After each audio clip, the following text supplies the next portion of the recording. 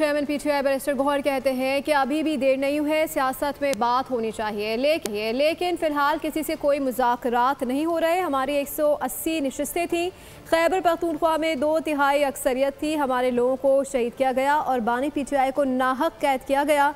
इसके बावजूद हमने कहा कि आओ बात करो। हमने सिस्टम को चलाने की भरपूर कोशिश की, मगर 4 कमेटियों से इस्तीफ़ा देना पड़ा। बात करो, आगे बढ़ो, कुछ नहीं हुआ, अभी भी कुछ नहीं हो रहा, कहीं भी कोई मुज़ाकरात नहीं हो रहे, कहीं भी कोई बात नहीं हो रही। हम 180 सीटें जीत चुके थे, 2/3 मेजॉरिटी थी KPK में, मेजॉरिटी थी पंजाब में, 9 सीटें थी हमारी उधर, अभी उनके साथ बैठे हैं, वो 91 के साथ फिर हम असम्बली में बैठे, हमारे लोग शहीद हुए। हमने कहा बात करो, आगे बढ़ो। खान साहब को जेल में रखा गया, सजाएं हो गई है, नाहक हो गई, हमने रिज़ाइन कर दिया जी।